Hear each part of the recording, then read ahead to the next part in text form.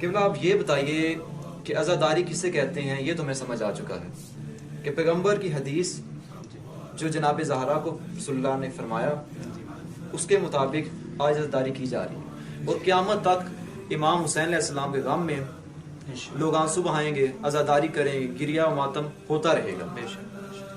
اب سوال یہ ہے عزاداری کیسے منائیں، کہ عزاداری منانے کا ڈھنگ کیا ہے، سلیقہ کیا ہے، عزاداری منائی کیسے جائے؟ قبلہ اس پہ روشنی ڈالیے۔ مہم ترین سوال ہے آپ کا اور بہت ہی اہمیت کا حامل ہے کہ عزاداری کیسے منائیں۔ عزاداری منانے کی ایک بنیادی ترین اور اساسی ترین جو شے ہے اس کا نام ہے خلوص۔ اگر ہماری عزاداری میں کسی طریقے کا کوئی خلوص نہیں پایا جاتا ہے تو ہماری عزاداری بے فائدہ ہے، بے ہدف ہے۔ اگر ہماری عزاداری میں ذرا سا بھی ریاکاری پیدا ہو گئی تو ہماری عزاداری بے ہدف ہو جائے، بے شک اس کا کوئی فائدہ نہیں ہوگا۔ لہٰذا آج کل ہم اپنے معاشرے میں کیا دیکھتے ہیں، عزاداری تو کرتے ہیں، پورے زور و شور کے ساتھ کرتے ہیں، لیکن کس لیے کرتے ہیں؟ کیا ہم امام حسین کا غم منانے کے لیے کرتے ہیں؟ کیا ہم جناب فاطمہ زہرا سلام اللہ علیہا کو ان کے لال کا پرسہ دینے کے لیے کرتے ہیں؟ اگر واقعاً ہم ان کے لال کا پرسہ دینے کے لیے کرتے ہیں، اگر واقعاً ہم غم حسین منانے کے لیے کرتے ہیں تو ہماری عزاداری میں ریاکاری نہیں ہونی چاہیے۔ جبکہ ہم اپنے معاشرے میں یہ دیکھتے ہیں کہ عزاداری میں کیا ہے، ریاکاری بھرپور طریقے سے شامل حال ہے۔ کیسے، کس طریقے سے؟ آپ دیکھیے کہ انسان مجلس عزا برپا کرتا ہے، اس میں کوشش یہ کرتا ہے کہ زیادہ سے زیادہ بہترین تبرک ہم تقسیم کر دیں۔ بے شک اگر یہی تبرک واقعاً وہ تقسیم کرنا چاہتا ہے اور خلوص نیت کے ساتھ تقسیم کرنا چاہتا ہے بہترین تبرک، تو واقعاً اس کا تبرک قابل قبول ہے۔ ماشاءاللہ۔ لیکن اگر اس میں ریاکاری شامل ہو گئی، کمپٹیشن شامل ہو گیا، فلاں صاحب نے وہ تبرک بانٹا تھا لہٰذا میں ان سے اچھا تبرک بانٹ کر دکھاؤں، تو یہ بے ہدف ہو گئی اور بے فائدہ ہو گئی۔ اسی طریقے سے آ جائیے، فلاں صاحب نے مشہور ذاکر کو، مشہور خطیب کو دعوت دی تھی لہٰذا میں ان سے اچھا ذاکر بلا کر دکھاؤں گا اور ممبر پر بٹھاؤں گا، خطابت کرواؤں گا۔ جب یہ ہدف ہو گیا انسان کا، کمپٹیشن بیچ میں آ گیا، ریاکاری بیچ میں آ گئی، یہ دکھانے کے لیے ذاکر کو بلایا جا رہا ہے، بہترین خطیب کو بلایا جا رہا ہے، بہترین عالم دین کو بلایا جا رہا ہے کہ ہم ان سے اچھا عالم دین کو بلا کر بٹھائیں گے، تو یہ کیا ہو گیا، ریاکاری ہو گئی۔ اور جہاں ریاکاری آئی، جہاں خلوص بیچ سے ہٹا، وہاں ایک طریقے سے عزاداری کیا ہو گئی، بے ہدف ہو گئی اور بے فائدہ ہو گئی۔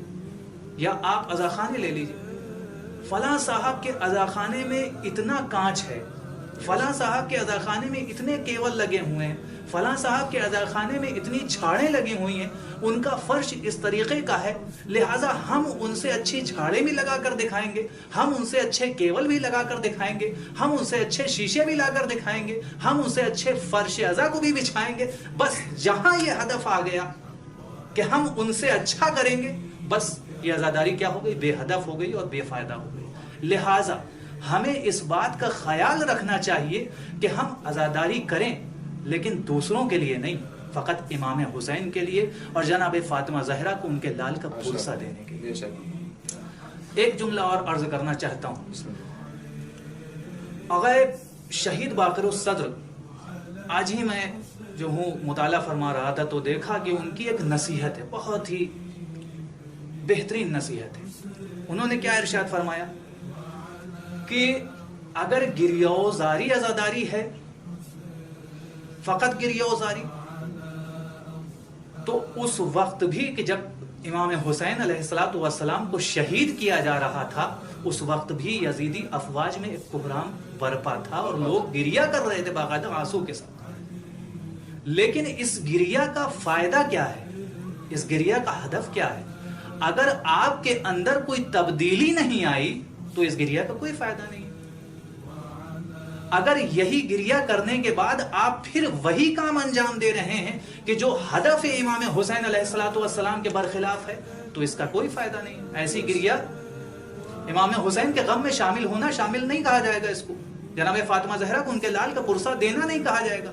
اس میں کیا ہے، یعنی ریاکاری آپ شامل جی آپ لوگوں کو دکھانے کے لیے تو گریا کر رہے ہیں، لیکن واقعی طور پر امام حسین کا غم نہیں منا رہے ہیں، جناب فاطمہ زہرا کو ان کے لال کا پرسہ نہیں دے رہے۔ لہٰذا ہمارے اندر جو یہ گریہ و زاری ہے، یہ جو مجلس عزا ہے، یہ جو فرش عزا بچھانا ہے، یہ جو ماتم اور مجلس برپا کرنا ہے، اس میں ریاکاری نہیں ہونا چاہیے، خلوص نیت کے ساتھ ہمیں اس کو انجام دینا چاہیے۔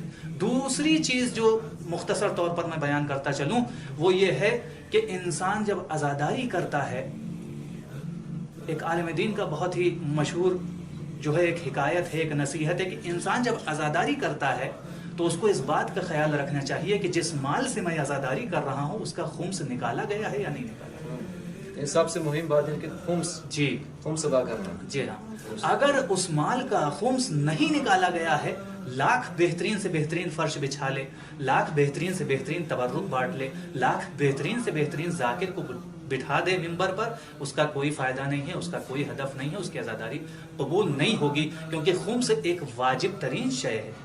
اگر آپ کے پاس کتنا بھی مال ہو، مان لیجیے آپ کے پاس 5 روپے ہیں، تب بھی آپ کے اوپر خمس واجب ہے، سال کے آخر میں اگر بچ رہا ہے۔ اگر آپ نے اس کا خمس نہیں نکالا ہے اور اس مال کی آپ عزاداری کر رہے ہیں تو جناب فاطمہ زہرا اس کو قبول نہیں کریں گے، امام حسین اس کو قبول نہیں کریں گے۔ ماشاءاللہ قبلہ نے بہت ہی اچھے انداز سے سوال کا جواب دیا کہ واقعی اسی طرح ہے کہ ہمارے معاشرے میں عزاداری سے لے کر نماز تک، نماز سے لے کر اچھے مال تک، ہر طرف آپ جس جانب دیکھ لیں، آل محمد کی طرف دیکھ لیں، خدا تک دیکھ لیں، مسجد تک دیکھ لیں، کعبہ تک دیکھ لیں، ہر طرف جو عوام ہے ہماری ریاکاری کی طرف بڑھ چکی ہے۔ ماتم میں ریاکاری، عزاداری میں ریاکاری، مجلسوں میں ریاکاری، گھر خانوادہ ہر جگہ ریاکاری نظر آ رہی ہے۔ قبلہ نے بہت اچھے انداز میں اور ایک اہم مسئلے کی طرف روشنی ڈالی ہے کہ ریاکاری عزاداری میں نہیں ہونی چاہیے۔ اگر ایک لمحے کے لیے ریاکاری عزاداری میں شامل ہو چکی ہے تو اس کا کوئی فائدہ نہیں، نہ اسے جناب زہرا راضی ہیں، نہ ہی امام زمانہ راضی ہیں، نہ ہی آئمہ معصومین علیہ السلام راضی ہیں۔